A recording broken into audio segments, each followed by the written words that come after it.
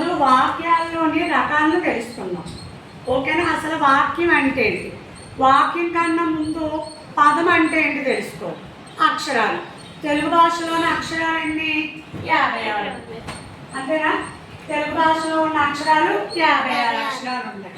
అందులోని ఇప్పుడు మనకి ఆ ఈ అలాగే ప ల క అంటే తెలుగు భాషలో ఉన్న అక్షరాలు. కొన్ని అక్షరాలు కలిపితే పదాలు ఏర్పడతాయి, అంతే కదా. ఉదాహరణ గ అనేది ఒక అక్షరం, డ అనేది ఒక అక్షరం, ప అనేది ఒక అక్షరం. ఈ 3 అక్షరాలని కలిపితే ఏమి ఏర్పడింది? ఒక పదం ఏర్పడింది. గ డ ప ఏర్పడిందా? అలాగే ప అనేది ఒక అక్షరం, ల అనేది ఒక అక్షరం, క అనేది ఒక అక్షరం. ఈ 3 అక్షరాలను కలిపితే ఏం ఏర్పడింది? ఒక పదం ఏర్పడింది. ఓకేనా? ఇప్పుడు దీన్ని బట్టి మనకి ఏం అర్థమైందంటే కొన్ని అక్షరాల కలయిక పదాలు. గడప, పలక, జలజ, అలాగే సీత, గంప, ఇవన్నీ కూడా ఏంటి? కొన్ని అక్షరాలు కలిస్తే ఏమి ఏర్పడతాయి? పదాలు ఏర్పడతాయి. అయితే ఇలాంటి కొన్ని పదాలు కలిపితే వాక్యాలు ఏర్పడతాయి. ఓకేనా? ఇలాంటి కొన్ని పదాలు, ఉదాహరణ పలక, గడప, గడప మీద, మీద అనేది ఒక పదమే కదా. అమ్మ ఒక పదమేనా? గడప మీద అమ్మ. ముగ్గులు, ముగ్గులు అనేది ఒక పదమేనా? వేసింది, వేసింది అనేది కూడా ఒక పదమే. అయితే ఈ పదాలన్నీ కలిపి కూడా గడప మీద అమ్మ ముగ్గులు వేసింది అనేది మనకి ఒక సెంటెన్స్ అంటే ఒక వాక్యం తయారయ్యింది. కొన్ని అక్షరాల కలయిక పదాలు ఏర్పడితే కొన్ని పదాల కలయిక ఏమి ఏర్పడింది? వాక్యాలు ఏర్పడతాయి అన్నమాట. ఓకే. అలాగే అమ్మ వంట చేసింది, నాన్న బజారుకు వెళ్ళారు. అలాగా కొన్ని కొన్ని పదాలు కలిపితే మనకి ఏమి ఏర్పడ్డాయి? వాక్యాలు. కొన్ని వాక్యాలు కలిపితే ఒక పేరా ఏర్పడుతుంది అన్నమాట. కొన్ని పేరాలు కలిపితే మనకు పాఠం. అలాగే కొన్ని పాఠాలు ఎక్కువగా రాసామనుకోండి, గ్రంథాలు, వ్యాసాలు అనేవి ఎక్కువగా ఉంటాయి. మనకి వాక్యాలు, కొన్ని వాక్యాలు కలిపితే ఒక పేర, కొన్ని పేరాలు కలిపితే ఒక పాఠం. అయితే ఇప్పుడు ఆ వాక్యాల్లోని రకాలు మనం తెలుసుకోండి. ఓకేనా? వాక్యాలు రకాలు, వాక్యాలు రకాలు. ఈ వాక్యాల రకాలు మొదటగా సామాన్య వాక్యం, సామాన్య వాక్యం. 2 సంక్లిష్ట వాక్యం, సంక్లిష్ట. 3 సంయుక్త వాక్యం. ఈ 3 తెలుసుకున్న తర్వాత ఇంకా వాక్యాల్లో చాలా రకాలు ఉంటాయి, అవి తెలుసుకుంటాం. ముందు సామాన్య వాక్యం. సామాన్య వాక్యం అంటే మనం ఆల్రెడీ భాషా భాగాలు నేర్చుకున్నాం. భాషా భాగాలు 5: నామవాచకం, సర్వనామం, క్రియ, విశేషణం, అవ్యయం. సామాన్య వాక్యంలో ఒకే ఒక సమాపక క్రియ ఉంటే దాన్ని మనం సామాన్య వాక్యం అంటారు. అసలు సామాన్య వాక్యంలో కర్త, కర్మ, క్రియ కలిగి ఉండాలి. ఉదాహరణకు చూడండి, అమ్మ. ప్రతిసారి అమ్మనే చెప్తున్నాం, ఎందుకంటే అమ్మ తప్ప ఇంకే పదం ఎక్కువ రాదు. అమ్మ వంట చేసింది. ఓకేనా? చేసింది ఏంటి ఇక్కడ? క్రియ. చేసింది అనేది సమాపక క్రియ, అసమాపక క్రియ? చేసింది, చేసింది అనేది సమాపక క్రియ. అసమాపక క్రియ అంటే ఏంటి? చేసి. ఓకేనా తల్లి? అమ్మ వంట చేసింది. ఇలా ఒక వాక్యంలో ఒకే ఒక సమాపక క్రియ ఉంటే దానిని మనం సామాన్య వాక్యం అంటారు. అయితే కొన్ని సందర్భాల్లోని కొన్ని సామాన్య వాక్యాలు ఉంటాయి. ఉదాహరణకి ఆంధ్రప్రదేశ్ రాజధాని అమరావతి, అది వాక్యమే. కానీ మనం ఒక సూత్రం ప్రకారం చెప్పాలి అంటే ఒక వాక్యానికి కర్త, కర్మ, క్రియ ఉండాలి. అప్పుడు సామాన్య వాక్యం ఎలా చెప్తాం మనం? సామాన్య వాక్యంలో ఒకే ఒక సమాపక్రియ ఉంటే దానిని మనం సామాన్య వాక్యం అంటారు. నేను బొమ్మలు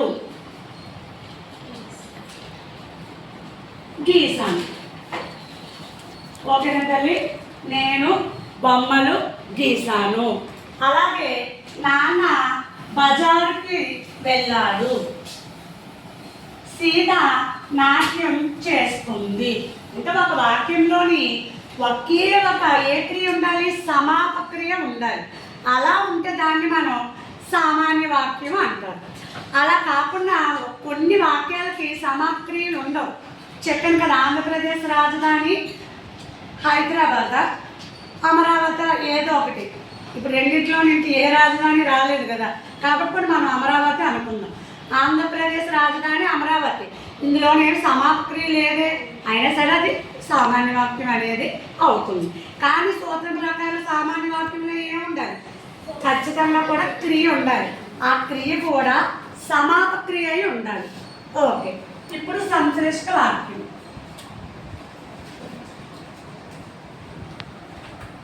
సంశ్లిష్ట వాక్యంలోని ఒకే ఒక సమాపక క్రియ ఉండి అసమాపక క్రియలు ఎన్నైనా ఉండొచ్చు, 2 ఉండొచ్చు, 3 ఉండొచ్చు. అలా ఉంటే దాన్ని మనం సంశ్లిష్ట వాక్యం అంటారు. ఉదాహరణకి దేవి పాట పాడి, దేవి పాట పాడి నాట్యం చేస్తుంది, నాట్యం చేస్తుంది అంటే ఏంటి? ఇక్కడ ఖచ్చితంగా సంశ్లిష్ట వాక్యంలోని సమాపక్రియ ఒక్కటే ఉండాలి, కానీ దాంతోపాటు ఏముండాలి? అసమాపక్రియ కూడా ఉండాలి. దేవి పాట పాడి, పాడి ఏంటి? అసమాపక్రియ. దానికి సమాపక్రియ ఏమవుతుంది? పాడింది అని అవుతుంది. కానీ ఇక్కడ ఏంటి? సంశ్లిష్ట వాక్యంలోని అసమాపక్రియ ఉండాలి, సమాపక్రియ ఉండాలి. సమాపక్రియ మాత్రం ఒకే ఒకటి ఉండాలి, అసమాపక్రియలు ఎన్నైనా ఉండొచ్చు. ఉదాహరణ చూడండి, మళ్ళీ ఇదే. దేవి పాట పాడి కామ నాట్యం చేసి కామ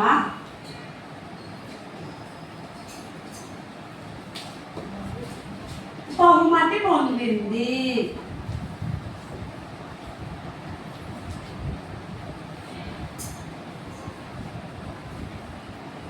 ఓకేనా తల్లి?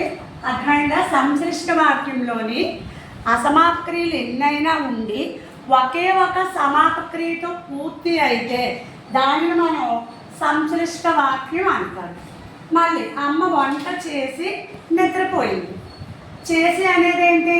అసమాపక్రియ. అమ్మ వంట చేసి నిద్రపోయి మళ్ళీ నిద్ర లేచింది. నాన్న బజారుకి వెళ్ళి కూరగాయలు తెచ్చి ఇంటికి వచ్చారు. సంశ్లిష్ట వాక్యంలో అసమాపక్రియలు ఎన్నైనా ఉండి పూర్తి దేంటి సమాపక్రియతో పూర్తి అయిపోవాలన్నమాట. అదే సామాన్య వాక్యంలోని అసమాపక్రియ ఉండదు, ఒకే ఒక సమాపక్రియ ఉంటుంది.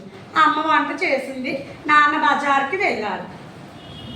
సంశ్లిష్ట వాక్యానికి వచ్చేటప్పటికి అసమాపక్రియలు ఉంటూ సమాపక్రియ ఒకే ఒక సమాపక్రియ ఉండాలి. ఓకేనా తల్లి?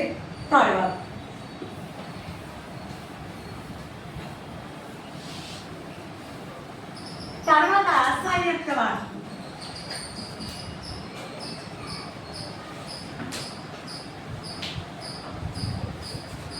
సంయుక్త వాక్యం. దేవి పాటలు పాడింది.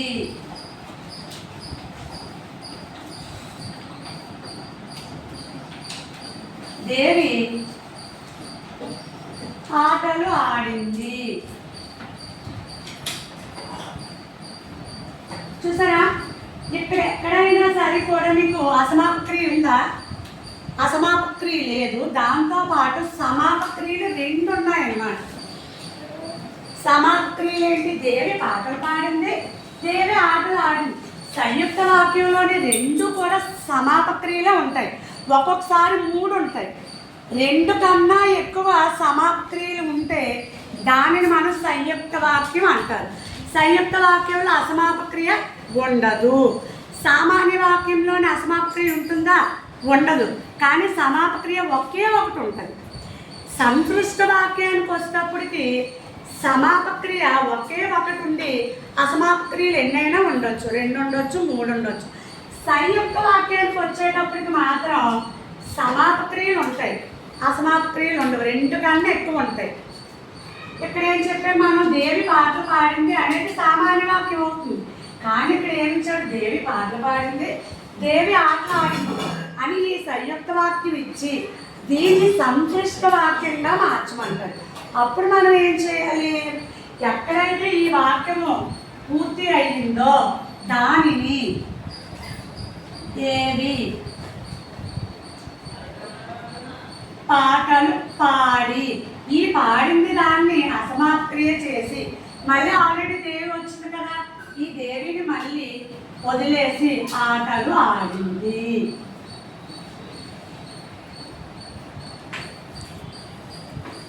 చూసారా?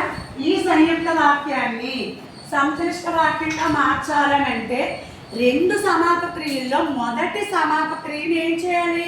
అసమాప క్రియ చేసేసి కామ 2 సార్లు కూడా దేవి దేవి అని వచ్చింది, ఒకదాని దేవి తీసేసి దేవి పాటలు పాడి ఆటలు ఆడింది. సీత అడవికి వెళ్ళింది, సీత బాధలు పడింది. సీత అడవికి వెళ్ళి బాధలు పడింది. ఓకేనా? సీత అడవికి వెళ్ళింది, సీత బాధలు పడింది. ఇక్కడ 2 సమాప క్రియలు ఉన్నాయి కాబట్టి ఇది సంయుక్త వాక్యం అవుతుంది. మళ్ళీ ఇంకొకసారి, సామాన్య వాక్యంలోని ఒకే ఒక సమాప క్రియ ఉంటుంది. సంక్లిష్ట వాక్యంలోని 2 లేదా అంతకన్నా ఎక్కువ సమాప క్రియలు ఉంటూ అసమాప క్రియలు ఉంటూ ఒకే ఒక సమాప క్రియతో పూర్తి అవుతుంది. సంయుక్త వాక్యంకి వచ్చేటప్పటికి 2 లేదా అంతకన్నా ఎక్కువ సమాప క్రియలే ఉంటాయి. సమాప క్రియ అంటే ఒక పని పూర్తి అయిపోయింది, చేసింది, తినింది, వచ్చింది, చూశాడు. అసమాప క్రియ అంటే పని పూర్తి కాదు, మధ్యలోనే ఉండిపోద్ది, చేసి, తిని, చూసి. ఓకేనా తల్లి? ఆపేది.